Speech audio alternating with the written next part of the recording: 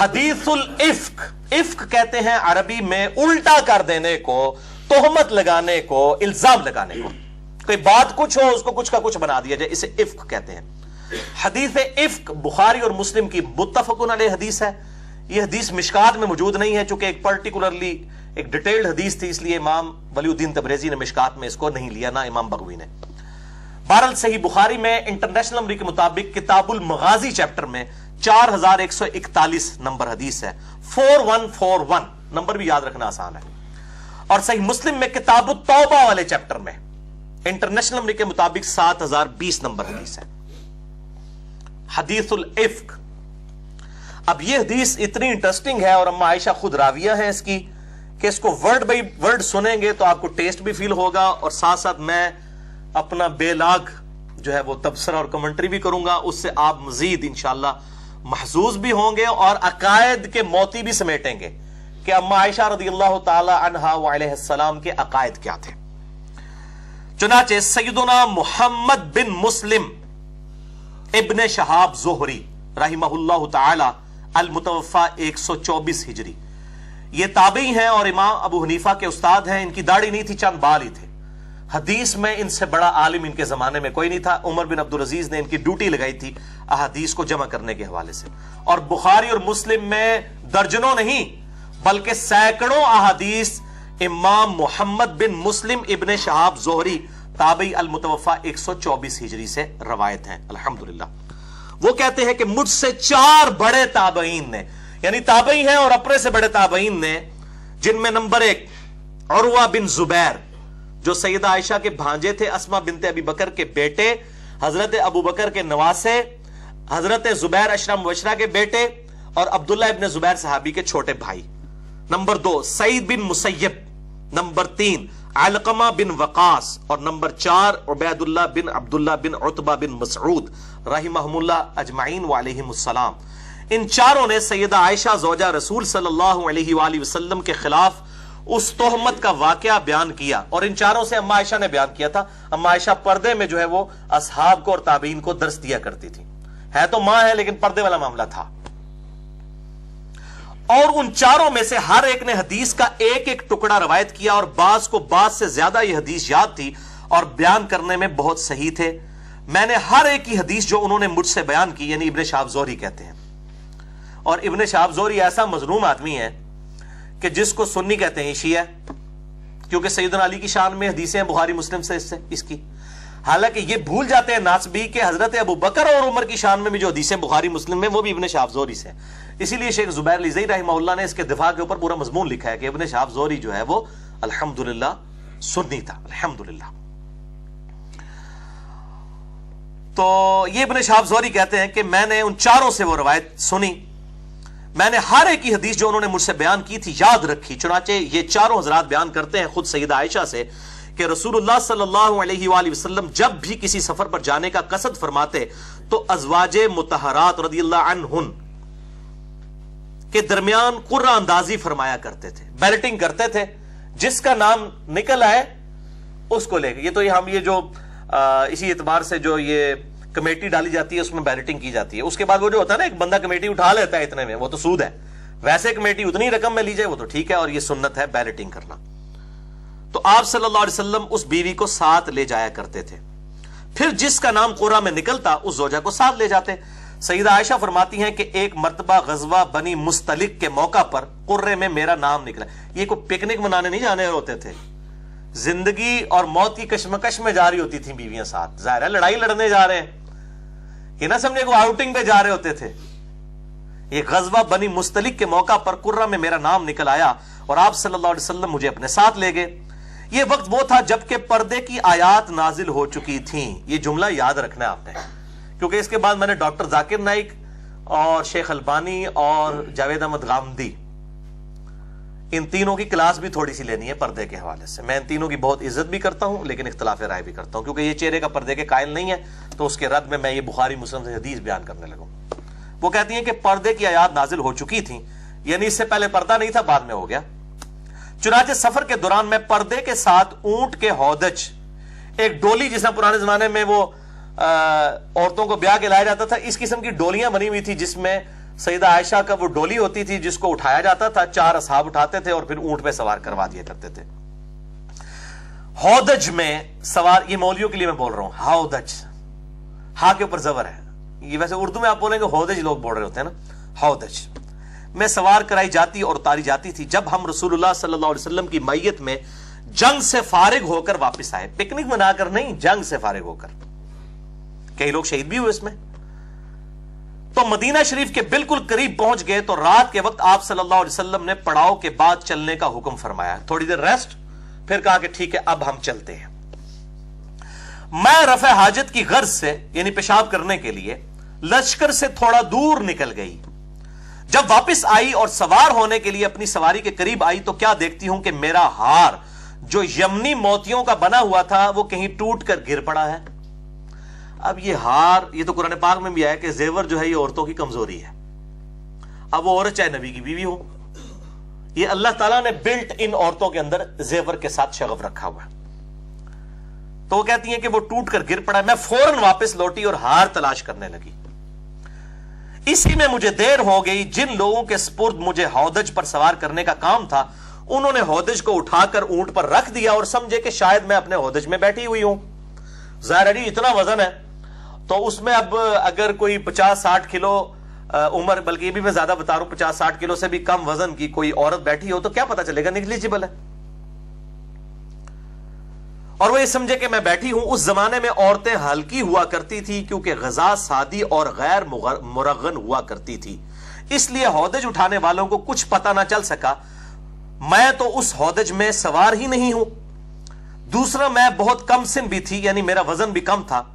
اس کے بعد وہ سب اونٹ لے کر چل دیے. مجھے ہار اس وقت ملا جبکہ لشکر اپنے مقام سے روانہ ہو چکا تھا. رات کا اندھیرا، اکیلی عورت.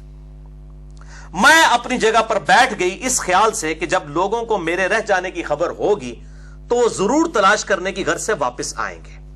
یہ بالکل ایسے ہی کرنا چاہیے. آج کے زمانے میں بھی اگر جہاں پر وہ ایسا معاملہ ہے تو وہیں پر رہیں تاکہ وہاں پر آگے کوئی تلاش کر سکے. اب تو خیر موبائل فون ہے، مسئلہ ہی حل ہو چکا ہے. اسی حالت میں مجھے نیند آ گئی اور میں بیٹھے بیٹھے سو گئی. اسی دوران سیدنا صفوان بن معطل رضی اللہ تعالی عنہ وہاں آئے. وہ لشکر کے پیچھے پیچھے رہا کرتے تھے تاکہ گری پڑی چیزیں اٹھاتے ہوئے آئیں. یعنی جب پڑاؤ اٹھایا تو کسی کا کوئی سامان نہ رہ گیا ہو تو وہ پیچھے ڈیوٹی ہوتی تھی کہ وہ اس کو جو ہے وہ مینج کر لیں. جس طرح آپ لوگ اب یہاں سے جتنے 80-100 کے قریب لوگ بیٹھے ہیں چلے جائیں گے، پیچھے ہمارے عثمان بھائی نے وہ سارے وہ کپ سمیٹنے ہیں. تو ویسے تو جب ڈسپوزیبل باہر ہی سٹ کے لوگ ٹوٹ جاتے سن، جڑا نا جوسز وہ ڈبے بھی سٹ کے، تو وہ کہتے ہیں چلو کوئی ضروری سامان ہے تو صفوان بن معطل پیچھے رہتے تھے تو وہ اس کو چنا کرتے تھے. وہ صبح کے وقت جب میرے قریب پہنچے تو مجھے سوتا ہوا دیکھ کر پہچان لیا کیونکہ پردہ کی آیات نازل ہونے سے پہلے مجھے دیکھ چکے تھے. سوتی ہوئی حالت میں سیدہ عائشہ کا پردہ اتر گیا ہوا. سیدنا صفوان نے پہچان لیا یہ تو اماں ہے. اور اماں کیا کمنٹری کہہ رہی ہیں کہ انہوں نے میری شکل اسی لیے دیکھ کے پہچان لیا کہ پردے کی آیات نازل ہونے سے پہلے انہوں نے میری شکل دیکھا تھا. اگر وہ نہ دیکھی ہوتی تو مجھے پہچانتے بھی نہیں عورت کون ہے. Point to be noted for doctor Zakir Naik, sheikh Albani, چلے وہ تو فوت ہو چکے رحمہ اللہ، اور جاوید احمد غامدی صاحب حافظہ اللہ تعالی، ساروں کے لیے. تو یہ پردے کا چہرہ تھا امہات المومنین. ہمارے لیے تو آئیڈیل وہی ہے نا. سورۃ العذاب میں آیا کہ نبی کی بیوی ہو تم عام عورتوں کی طرح نہیں ہو، اگر تم نے بے حیائی کی تمہیں دگنا عذاب دیا جائے گا. تم تو رول ماڈل ہو امت کے لیے. تو امت کے لیے کوئی غامدی صاحب کہتے ہیں یہ ازواج کی خصوصیت تھی چہرہ ڈھانپنا، باقیوں کی نہیں ہے. ڈاکٹر ذاکر نائک صاحب کا بھی یہی موقف ہے کہ اگر کوئی کر لے تو بہتر ہے، نہ کرے تو کوئی واجب نہیں ہے. تو پردے کی آیات جو نازل ہوئی، حکم نازل ہوا، پھر کس کے لیے ہوا تھا؟ مسئلہ 106 میں بھی میں نے تھوڑا بہت اشارہ کیا. انشاءاللہ مجھے موقع ملا تو میں اس کے اوپر ڈیٹیل لیکچر بھی انشاءاللہ اس حوالے سے دوں گا. تو صفوان بن معطل نے جب دیکھا تو اما عائشہ کہتی ہیں انہوں نے زور سے پڑھا انا للہ و انا الیہ راجعون. یعنی ایک بہت بڑی مصیبت تھی مسلمانوں کے اوپر. ان کی آواز سن کر میری آنکھ کھل گئی. انہوں نے اونچی آواز میں سے پڑھا کہ اما جاگ جائے، اور میں نے اپنی چادر سے فوراً اپنا چہرہ چھپا لیا. یعنی چہرہ چھپا لیا، اس میں چہرے کے الفاظ موجود ہیں. اچھا، اللہ کی قسم ہم دونوں نے آپس میں کوئی بات تک نہیں کی. آپ ذرا اس صحابی کی جو ہے عفت و عصمت کو بھی داد دیں. ورنہ وہ کہتے ہیں اما جی تسی پیچھے رہ گئے ہو, میں جناب حاضر تہاڈا غلام, ادھر تو لوگ بڑی ایفیشنسیاں جھاڑتے ہیں جناب, بے فکر وہ کچھ نہیں ہوتا, میں جناب انہیں اٹھ لے کے آیا. کوئی بات نہیں کی. اس چیز کو بھی انہوں نے سیدہ عائشہ کی عصمت اور عفت کے منافی سمجھا. وہ کہتے ہیں صرف یہ پڑھا اور میں اٹھی اور کوئی بات نہیں کی. اللہ کی قسم ہم دونوں نے آپس میں کوئی بات تک نہیں کی, اور نہ ہی میں نے ان سے سوائے انا للہ و انا الیہ راجعون کے کوئی اور بات سنی. یہ انہوں نے آپس میں کوئی خود کلامی بھی نہیں کی کہ شکر ہے یا اللہ میں نے بھیجا, آپس میں بھی کوئی بات نہیں کی, انہوں نے اپنے آپ سے بھی کوئی بات نہیں کی. صفوان رضی اللہ تعالیٰ نے اپنی سواری سے اتر کر اس کے دست و پا کو باندھنے میں مصروف ہوئے. پھر انہوں نے مجھے اس پر بیٹھنے کو کہا اور میں اس پر بیٹھ گئی, یعنی وہ جانور بدک نہ جائے, تو وہ آپ رضی اللہ تعالی عنہا اس پر سوار ہو گئی. صفوان یعنی بٹھایا, اس نے اونٹ کو نیچے بٹھایا تو پھر آپ اس کے پر سوار ہوئی. صفوان آگے آگے اونٹ کو کھینچتا ہوا چلا, اور ہم دوپہر کے قریب شدت کی گرمی میں لشکر میں پہنچ گئے, اور سب ٹھہرے ہوئے تھے, یعنی سب انتظار کر, ابھی مدینے میں نہیں پہنچے تھے, راستے میں انتظار کر رہے تھے. پھر جسے تہمت لگا کر ہلاک ہونا تھا وہ ہلاک ہو گیا, اور جو اس بہتان کا سب سے زیادہ محرک ہوا وہ منافقین کا سردار عبداللہ ابن ابی تھا. اور وہ ابن زبیر کہتے ہیں کہ مجھے معلوم ہوا ہے کہ عبداللہ ابن ابی کے سامنے جب بھی افک کا ذکر ہوتا تو وہ اس کا اقرار کرتا تھا, اور اس واقعے کو یعنی جھوٹا واقعہ بنا کے سنایا بھی کرتا تھا. جبکہ ان بہتان لگانے والوں میں تینوں ہی صحابہ ہیں, کوئی بریلوی دیوبندی اہل حدیث شیعہ نہیں ہے, حنفی شافعی مالکی حنبلی نہیں ہے, تینوں صحابہ. نمبر 1 سیدنا حسان ابن ثابت رضی اللہ تعالی عنہ وعلیہ السلام. نمبر 2 سیدنا مستح بن اثاثہ رضی اللہ تعالی عنہ وعلیہ السلام, یہ سیدنا ابوبکر کے رشتہ دار بھی تھے. اور تیسرا ام المؤمنین سیدہ زینب کی بہن چھوٹی حمنہ بنت جحش رضی اللہ عنہن وعلیہم السلام. یہ 3 تھے جنہوں نے جو اس تہمت لگانے والوں میں شامل ہو گئے بغیر دلیل کے, اور پھر چونکہ دلیل نہیں تھی, جھوٹا الزام بھی تھا, ان کو پھر 80 کوڑے بھی لگے. صحابی ہونے کے چھوڑا نہیں گیا. وہ حدیث موجود ہے ترمذی میں 3180, سنن ابی داؤد میں 4474, مشکات میں بھی موجود ہے 3579 53579, کہ ان تینوں کو پھر 80 کوڑے بھی لگائے گئے جھوٹے الزام کی وجہ سے, قذف جسے کہا جاتا ہے. اگر ثابت نہ ہو تو پھر ان پہ کوڑے لگائے جائیں گے.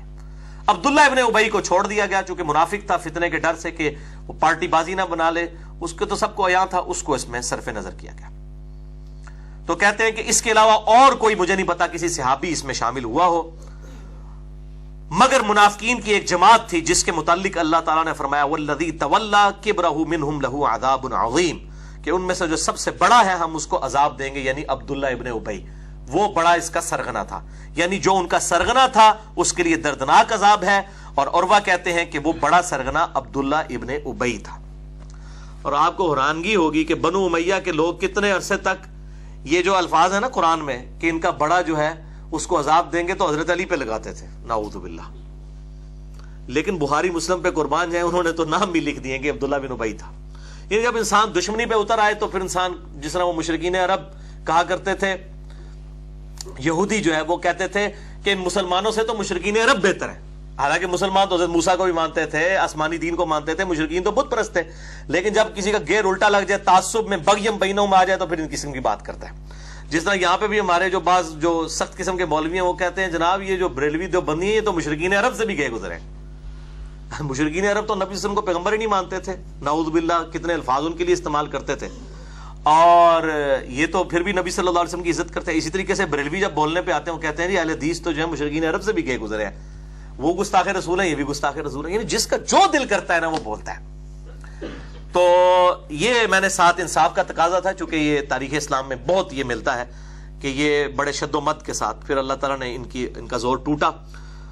اور وہ کہتے ہیں کہ اگرچہ سیدنا حسان بھی توبت لگانے والوں میں شامل تھے, مگر سیدہ عائشہ حسان کا برائی سے ذکر کرنا ناپسند کیا کرتی تھی, کیونکہ حضرت حسان نبی صلی اللہ علیہ وسلم کے لیے نعتیں کہا کرتے تھے. کیونکہ ان کا یہ شعر بھی سیدہ عائشہ کو بڑا پسند تھا. حسان ابن ثابت نے ہی کہا فَإِنَّ أَبِي وَوَالِدَهُ وَعِرْضِي لِعِرْضِ مُحَمَّدٍ صلی اللہ علیہ وسلم, کہ بے شک میں, میرے ماں باپ, میری عزت اور آبرو سب نبی صلی اللہ علیہ وسلم کی عزت کے لیے قربان ہے. تو یہ نعت کے والے سے بخاری مسلم میں بھی حدیثیں موجود ہے حسان ابن ثابت کے بارے میں، مسند نمبر 56 میں نے ریکارڈ کروائی ہیں وہ احادیث۔ بہرحال سیدہ عائشہ فرماتی ہیں میں مدینہ میں 1 مہینہ تک بیمار رہی اور لوگوں میں تہمت کے متعلق بات چیت ہوتی رہی اور میرا شک بڑھتا رہا۔ اب سیدہ عائشہ کو کسی نے نہیں بتایا کہ جی آپ کے خلاف اس طرح کا طوفان کھڑا کر دیا، کہتی ہیں میرا شک بڑھتا گیا اور قدرے اس وجہ سے زور پیدا ہوا کہ میں نے رسول اللہ صلی اللہ علیہ وسلم کو اس بیماری میں پہلے کی طرح مہربان نہیں دیکھا تھا۔ آپ صلی اللہ علیہ وسلم اندر تشریف لاتے اور صرف اتنا دریافت فرما کر چلے جاتے کہ عائشہ آپ کیسی ہو؟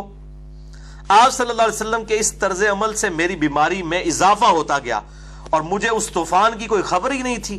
جب مجھے کچھ صحت ہوئی تو میں مستح کی ماں کے ساتھ رفع حاجت کے لیے باہر گئی، یعنی وہاں پہ ٹوائلٹ اٹیچ بات تو نہیں ہوا کرتے تھے، عورتیں بھی رات کے وقت میں اور ٹوائلٹ بھی جانے کی ٹائمنگ ہوا کرتی تھی۔ یہ بے ٹائمے کھانے آج کل کے انہوں نے تو ہر ٹائم ٹوائلٹ لگا دیے، بلکہ بعض لوگ تو وہ مطلب بار بار ٹوائلٹ جا رہے ہوتے ہیں جب بھی کوئی نماز کا ٹائم ہے، تو یہ اس لیے کہ بے وقتہ کھانا ہے، اس وقت تو ٹائمنگ ہوتی تھی۔ ابھی بھی جو لوگ کھانا ٹائمنگ پہ کھاتے ہیں وہ ٹائمنگ کے اوپر ہی ٹوائلٹ والا ایشو ان کے ساتھ ہوتا ہے۔ اس سے مراد یعنی بڑے پیشاب کی میں بات کر رہا ہوں، چھوٹے پیشاب والا تو اتنا ایشو نہیں ہوتا تھا۔ تو وہ کہتی ہیں کہ اس وقت ہم لوگ باہر جایا کرتے تھے۔ تو اب وہ کہتی ہیں کہ میں مستح کی ہاں یعنی جو تہمت لگانے والا صحابی تھا اس کی ماں کے ساتھ ہی باہر جا رہی تھی۔ اب حضرت عائشہ کو تو پتہ نہیں تھا کہ اس کے بیٹے نے ہی کام ڈالا ہوا ہے۔ رفع حاجت کے لیے گئی اور ہم ہمیشہ راتوں کو جایا کرتے تھے۔ یہ اس وقت کی بات ہے جبکہ ہمارے گھروں کے قریب بیت الخلاء نہیں ہوتے تھے اور ہم بھی عربوں کی عادت قدیمہ کی طرح اس کام کے لیے جنگل میں جایا کرتے تھے، کیونکہ گھروں میں بیت الخلاء بنانے سے ہمیں تکلیف ہوتی تھی، یعنی بدبو کی وجہ سے ہم اس کو پسند نہیں کرتے تھے۔ ظاہر ہے اس وقت سیوریج کا سسٹم نہیں تھا، تو ظاہر ہے وہ جس طرح آج مطلب ہم نے تو اپنی یعنی بچپنے میں یہ چیزیں دیکھی ہیں کہ عورتیں وہ صفائی کرنے والی گھر سے سب کچھ اٹھا کے لے جایا کرتی تھی جب تک یہ سیوریج والا سسٹم نہیں تھا۔ تو اس زمانے میں بھی پھر ظاہر ہے گھر سے بدبو اور پھر بندہ لگوانا، جمع داروں کو ارینج کرنا یہ بڑا ایک ایشو تھا، تو اس لیے وہ لوگ باہر جایا کرتے تھے۔ ابھی بھی میرا خیال ہے کے پی کے کے اندر، کیوں جی کے پی کے اندر رواج موجود ہے، ابھی بھی لوگ جو ہے وہ باہر جا کے اس طرح کے معاملات کرتے ہیں۔ اچھا، تو وہ کہتے ہیں کہ ہم لوگ جایا کرتے تھے باہر، میں اور مستح کی ماں جو کہ ابی رحم بن عبد المطلب بن عبد مناف کی بیٹی تھی اور اس کی ماں صخر بن عامر کی بیٹی تھی اور وہ میرے والد سیدنا ابوبکر کی خالہ تھی، اور مستح بن ساسا ان کا بیٹا تھا، یعنی سیدنا ابوبکر کی خالہ کا بیٹا رشتے میں۔ دیکھو یعنی گھر والا، اور اس کا وظیفہ حضرت ابوبکر نے لگایا ہوا تھا۔ یہ وہ تھا کہ جو حضرت ابوبکر کے ٹکڑوں پہ پال رہا تھا، ظاہر اللہ نے سبب بنایا ہوا تھا، سیدنا ابوبکر اس کے لیے وظیفہ لگایا ہوا تھا غربت کی وجہ سے۔ تو کہتے ہیں کہ میں اس کی ماں کے ساتھ جب رفع حاجت سے فارغ ہو کر لوٹنے لگے تو راستے میں مستح کی ماں کا پاؤں چادر میں الجھا تو وہ گر پڑی، تو وہ اپنے بیٹے مستح کو برا کہنا شروع ہو گئی کہ تیرے ستیا ناز ہو جائے۔ یہاں پہ بھی عورتوں کی یہ عادت ہوتی ہے نا، کوئی اس قسم کی ایمرجنسی ہوئی، کوئی کسی کو کوئی انگلی پہ لگ گئی تو وہ گری نہ، تو اس نے اپنی ماں اپنے بیٹے کو کہا تیرا بیڑا غرق ہو جائے مستح، تیرا وہ بال میرے تے پیا، میں ڈگی ہے نا تیری وجہ نال، تو جڑا پٹھا کام کیتا ہے۔ یہ اصل میں تھا بیچ میں۔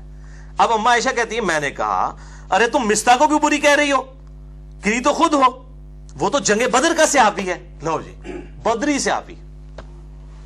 یہاں لوگ کہتے ہیں صحابہ معصوم ہے، وہ بھائی انسان تھے، غلطی ہو سکتی ہے، اس سے بڑی کوئی غلطی ہے کہ اما عائشہ کے اوپر تہمت لگا دی؟ صحابہ معصوم نہیں تھے، انسان تھے، اور ہم تو ان کی جوتیوں کی خاک کے برابر بھی، لیکن ان کو پیغمبروں کا درجہ تو نہ تھے۔ جو میں نے پچھلی دفعہ بتایا کہ شیخ البانی نے حدیث حوض کے اوپر لکھا ہے کہ شیعہ 12 اماموں کو معصوم مانتے ہیں اور سنی جو ہے وہ سارے صحابہ کو معصوم مان کے شیعوں والا ہی کام کر رہے ہیں۔ احترام کریں، غلطی اپنی جگہ، معصومیت صرف انبیاء والی ہے، اور انبیاء کی بھی معصومیت کا وہ عقیدہ نہیں ہے جو پبلک میں ہے۔ میں نے عصمت انبیاء پہ پورا لیکچر دیا، مسئلہ 88A اور B۔ انبیاء سے لغزشیں ہوئی ہیں، غلطیاں ہوئی ہیں، گناہ نہیں ہوئے، لغزشیں غلطیاں ان سے بھی ہوئی ہیں، قرآن میں ریوارڈ ہوئی ہیں۔ حضرت آدم علیہ السلام کی غلطی، حضرت یوسف علیہ السلام، موسیٰ علیہ السلام، نوح علیہ السلام، ابراہیم علیہ السلام، ایون ہمارے نبی صلی اللہ علیہ وسلم کے کیس میں بھی 3 چیزیں بیان ہوئی قرآن کے اندر۔ عصمت انبیاء کے عقیدے پہ شبہات کا تحقیقی جائزہ، مسئلہ نمبر 88A اور B، اہل سنت پاک.com پہ ریکارڈ ہے۔ وہ کہتے ہیں کہ جی اس نے اپنے بیٹے کو برا کہنا شروع کیا۔ میں نے کہا مستح کو برا کہہ رہی ہو جبکہ وہ جنگ بدر کا صحابی ہے؟ انہوں نے کہا اللہ کی بندی عائشہ، تم نے مستح کی بات نہیں سنی، اس نے کیا بات کی ہے؟ تو اس نے ساری بات بیان کر دی جس سے میری بیماری دگنی ہو گئی۔ سیدہ عائشہ پہلے ہی بیمار، اوپر سے یہ صدمہ۔ اب ان کو فلم چلنا شروع کی، اچھا یہ جو حضور صلی اللہ علیہ وسلم بھی میرے ساتھ اتنا التفات نہیں فرما رہے، تو یہ تو نبی صلی اللہ علیہ وسلم کے دل میں بھی یہ بات بیٹھ گئی ہوئی ہے، اور وہ آگے آئے گا، اتنے سخت الفاظ ہیں سیدہ عائشہ کے. تو میں گھر آئی اور آپ صلی اللہ علیہ وسلم گھر میں آئے تو آپ صلی اللہ علیہ وسلم نے دور ہی سے سلام کے بعد مجھ سے پوچھا، اب تو پوری فلم چلی ہوئی تھی. سیدہ عائشہ نے کہا اچھا، انہوں نے سمجھ لگ گئی ہے، دل ہی دل میں انہوں نے کہا. مجھ سے پوچھا، فرمایا کیسی ہو؟ میں نے عرض کیا کہ مجھے میرے ماں باپ کے گھر جانے کی اجازت دے دیں. اب یہ انڈیکیٹر تھا، ورنہ ایک محبوب بیوی اپنے خاوند سے کہہ رہی ہے میں اپنے ماں پیوں نے مل آواں، تو سوچے گا بھی خیریت ہے، کس لیے جانا ہے، کتنے دنوں بعد آؤ گی. سیدہ عائشہ کہتی میں اس لیے جانا چاہ رہی تھی، میں جا کے ادھر جا کے پوچھوں اپنے ماں باپ سے کہ یہ جو طوفان کھڑا ہوا ہے تو تسی لوگ پہ کر دیو، میں تو اڈی بچی ہیں. تو نبی صلی اللہ علیہ وسلم نے، میرا خیال تھا کہ میں ان کے پاس جا کر اس بات کی تحقیق کروں، تو آپ صلی اللہ علیہ وسلم نے مجھے فوراً اجازت دے دی، کوئی آپ نے نہیں روکا. میں گھر آئی اور اپنی ماں سے کہا کہ ماں یہ لوگ کیا باتیں کر رہے ہیں. تو ماں سادیاں ماں انہوں نے کہا بیٹی تم اس کا بالکل غم مت کھاؤ. مجھے بھی لوگ کہتے ہیں علی بھائی آپ پہ الزام لگتا ہے، آپ خاموش نہیں، خیر ہے اللہ تعالیٰ بات کرنے والے، وہ جس سے ہو رہی ہوتی ہے انہوں پتا ہے نا کہ پہ ہوتا ہے، کسی کو مشورہ دینا بڑا سوکھا ہوتا ہے. اب یہ ماں کیا کہہ رہی ہے؟ ماں کہتی ہیں کہ بیٹا غم نہ کھاؤ، یہ تو شروع سے ہوتا چلا ہے، جب کسی خوبصورت عورت کی سوکنیں ہوتی ہیں اور شوہر اس سے زیادہ محبت کرتا ہے تو اس قسم کی عورتوں پہ الزامات نکلتے رہتے ہیں. میں نے کہا سبحان اللہ، لوگ ایسی باتیں منہ سے نکالنا شروع ہو گئی اور آپ کہہ رہی ہیں کچھ نہیں. وہی گل ہے نا، جس نے مصیبت پئی ہوتی ہے انہوں پتا ہوتا ہے نا. لیکچر تو انہیں ریکارڈ کرانا ہے. انجینئر محمد علی مرزا پر 10 جھوٹے الزامات کا تحقیقی جائزہ، وہ جو تکلیف سے گزرا ہوتا ہے اس کو پتا ہوتا ہے. خیر میں رات بھر روتی رہی اور صبح ہو گئی، نہ آنسو تھمے نہ ہی نیند آئی پوری رات.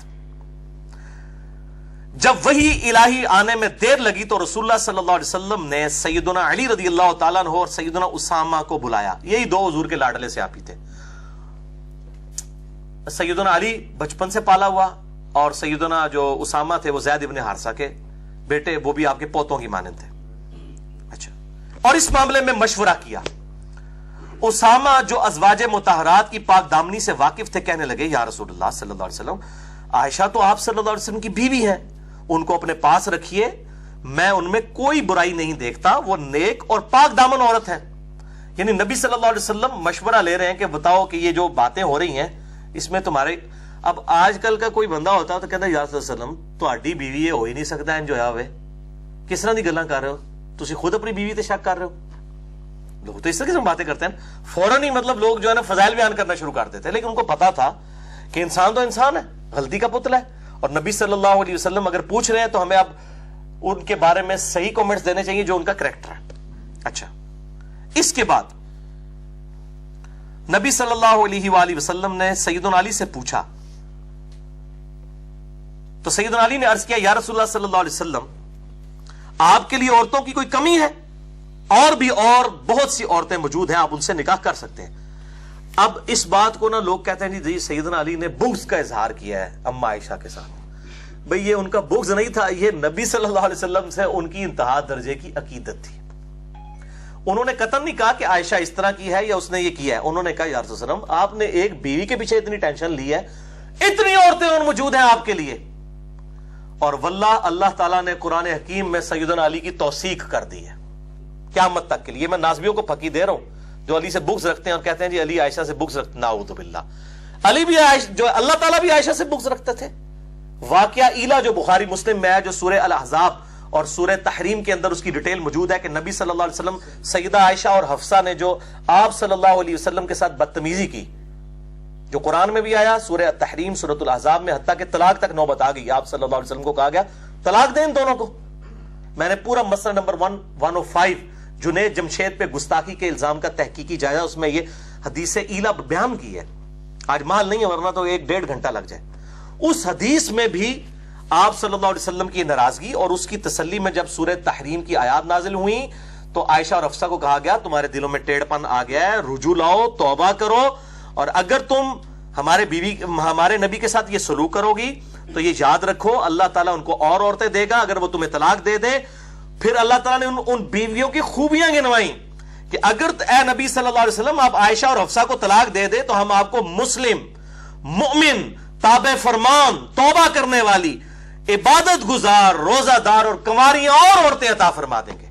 तो सैयदना अली ने कौन सा जुर्म किया? ये कहा कह के कि या रसूलल्लाह आपके लिए थोड़ी है और औरतें हैं। उन्होंने तो इतना कहा, अल्लाह ताला ने तो उसकी ब्रेकअप भी दे दिया कि अगर आप आयशा हफ्सा को तलाक दें तो हम आपको मुस्लिम, मुमिन, ताबे फरमान, तौबा करने वाली, इबादत गुजार, रोजादार, कंवारी बीवियां और अता फरमा देंगे।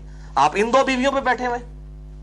आप सल्लल्लाहु अलैहि वसल्लम के बारे में बड़ी सख्त हमीयत थी सैयदना अली के दिल में, तो ये उन्होंने उसका इजहार किया।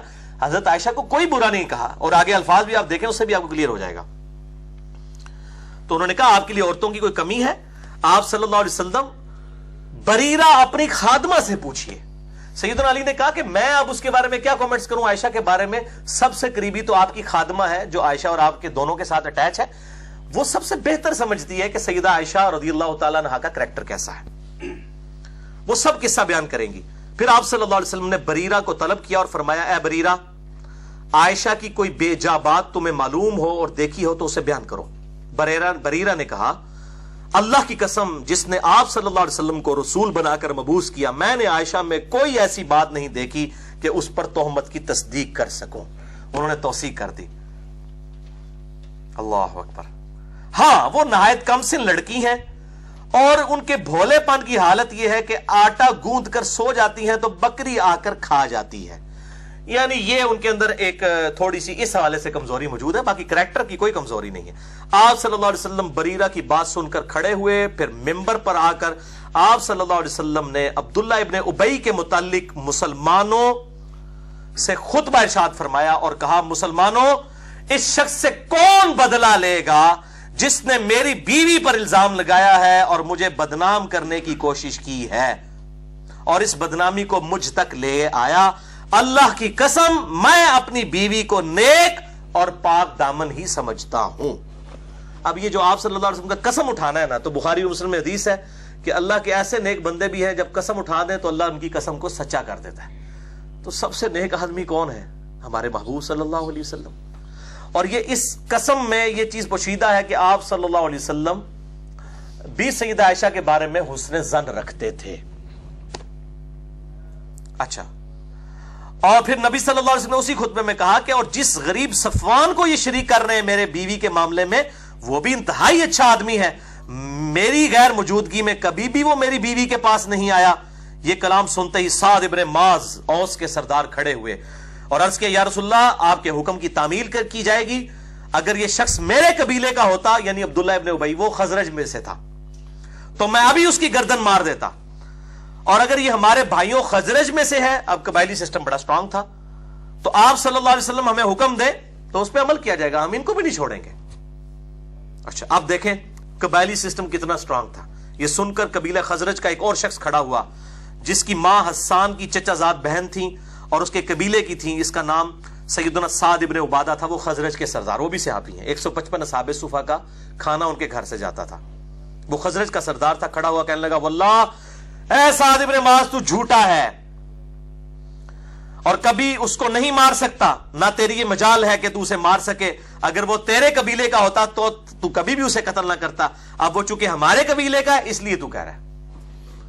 ये देखें, यानी इंसानी इंस्टिंक्ट कितनी अजीब चीज है। मसला नबी सल्लल्लाहु अलैहि वसल्लम का है और ये वो शख्स है जिसकी वजह से साद इब्ने माज मुसलमान हुए हैं। साद इब्ने उबादा पहले मुसलमान हुए हैं, खजरज के सरदार। इनकी दावत से साद इब्ने माज मुसलमान हुए हैं जो गज़वे खंदक के ऊपर शहीद हो गए, उनके तीर लगा आके, और वही जख्म जो है वो आगे उनकी शहादत तक चला गया।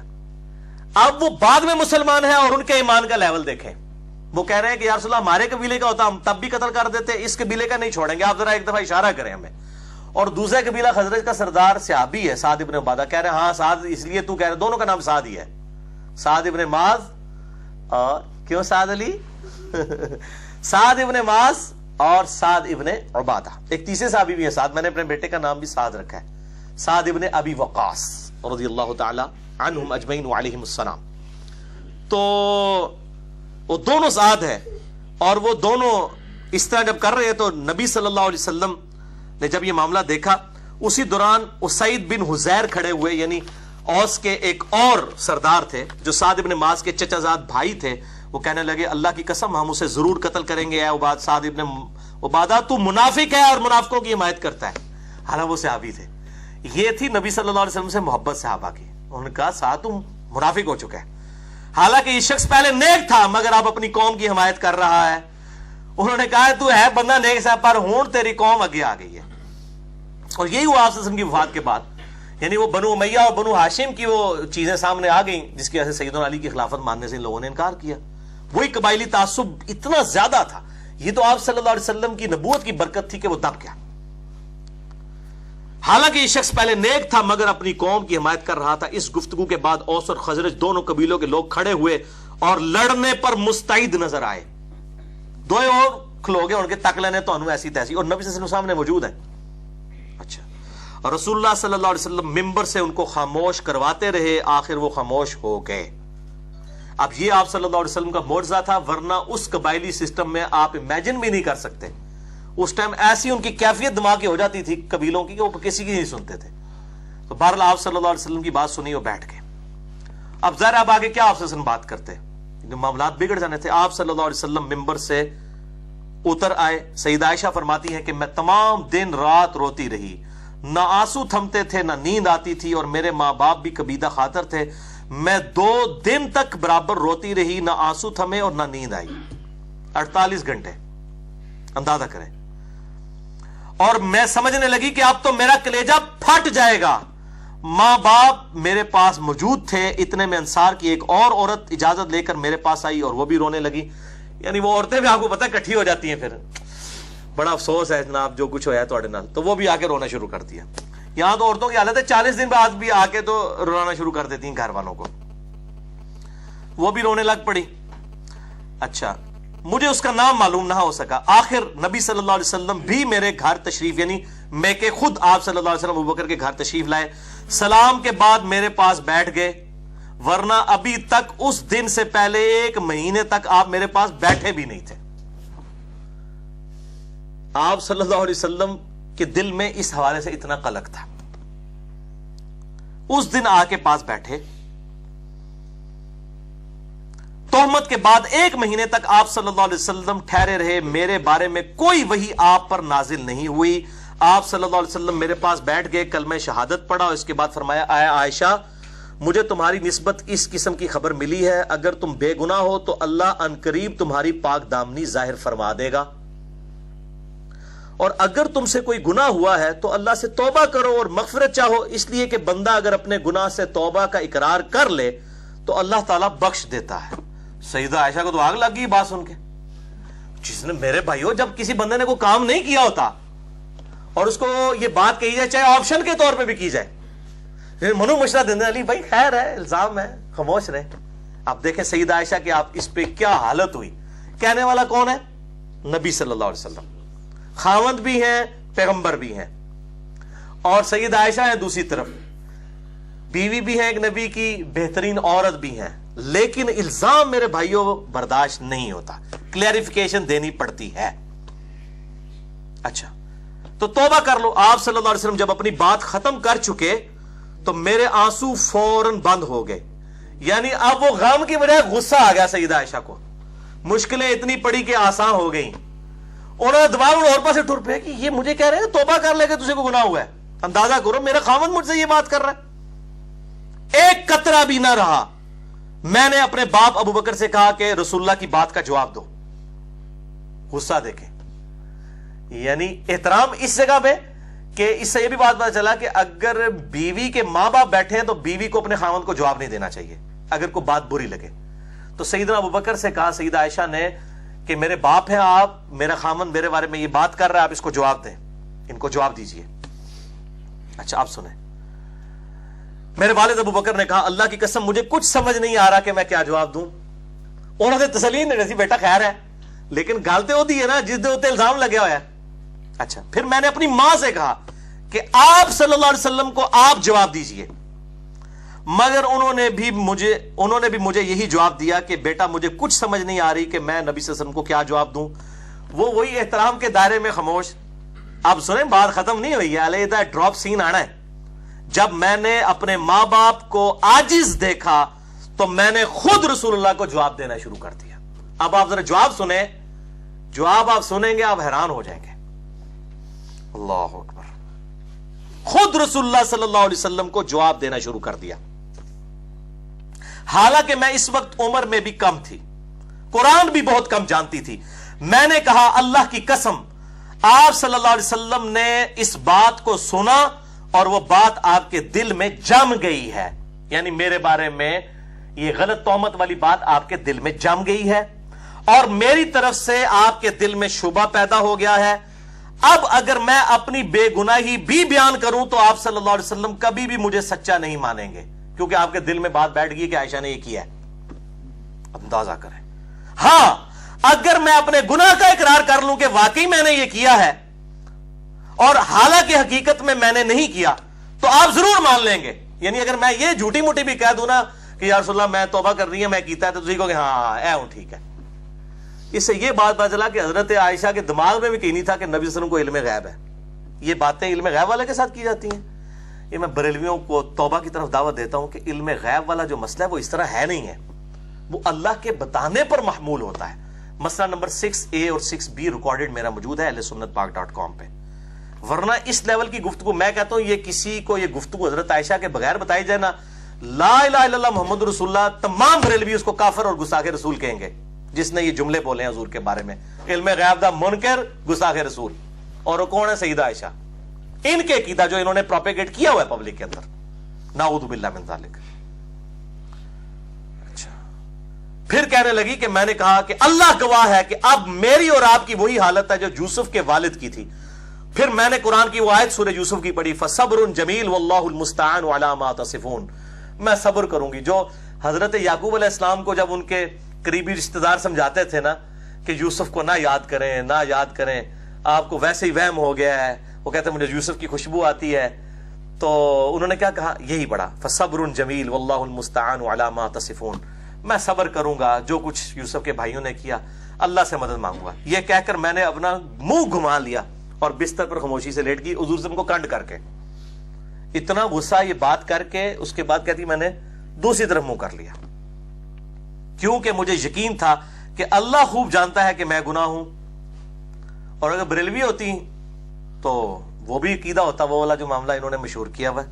اور میری گناہ بے گناہی کو اللہ ظاہر کر دے گا، مگر مجھے یہ خیال بھی نہ تھا کہ میرے معاملے میں قرآن کی آیات نازل ہو جائیں گی. اللہ اکبر. سورۃ النور آیت نمبر 11 سے لے کر 26 تک 16 آیات. اللہ. اچھا انہوں نے کہا کہ مجھے یقین تھا کہ اب ہو جائے گا. کیوں؟ اب اس سے بڑی کیا تکلیف تھی کہ خاوند کہہ رہا کہ توبہ کر لے اگر ہو گیا، کیونکہ یہ قرآن کی آیت ہے ان مع العسر یسرا ان مع العسر یسرا. ہر مصیبت کے بعد آسانی ہے، ہر مشکل کے بعد آسانی ہے. انہوں نے کہا اس سے بڑی تو کوئی مشکل آ ہی نہیں سکتی تھی کہ میرا خاوند مجھ پہ شک کرے. اب کہتی مجھے یقین ہو گیا کہ اب اس کے بعد آسانی آئے گی، یعنی اللہ تعالیٰ خود اظہار کر دے گا اس معاملے کا. مجھے تو یقین بھی نہ تھا میرے بارے میں آیات نازل ہوں گی اور قیامت تک پڑھی جائیں گی، کیونکہ میں اپنی حیثیت اتنی نہیں سمجھتی تھی کہ اللہ تعالیٰ میرے بارے میں اپنا قرآن نازل فرما دے گا. ہاں یہ امید تھی کہ آپ صلی اللہ علیہ وسلم کو خواب میں میرے متعلق بتا دیا جائے گا.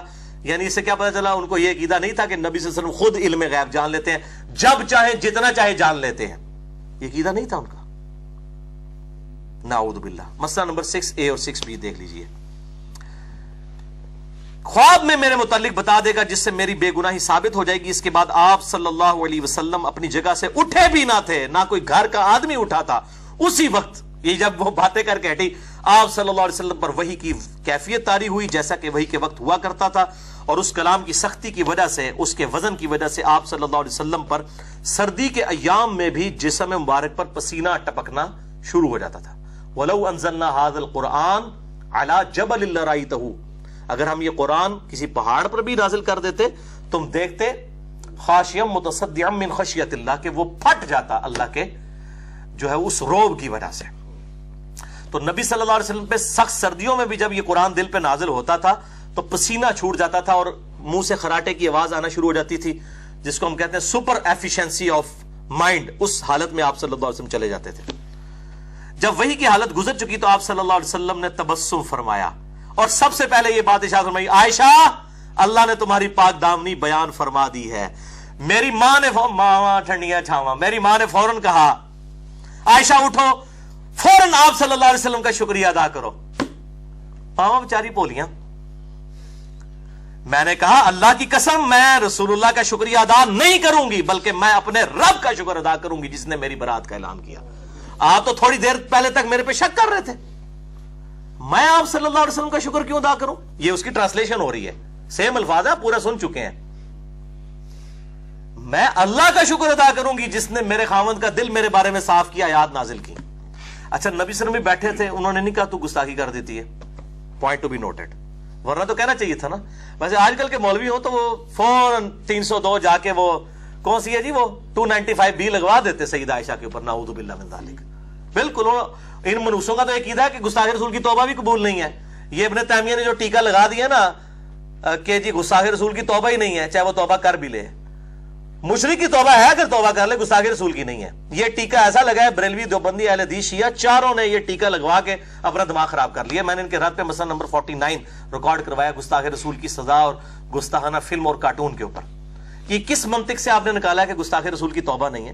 توبہ تو بھائی موت کے غرغرے سے پہلے جامعہ ترمذی میں حدیث ہے کہ توبہ قبول ہے. شرک سے بڑا کون گستاخ ہو سکتا ہے؟ شرک اللہ کی گستاخی ہے، وہ بھی توبہ قبول ہے. گستاخ رسول اگر کسی سے ہو بھی جائے قبول ہے اگر وہ توبہ کر لیتا ہے.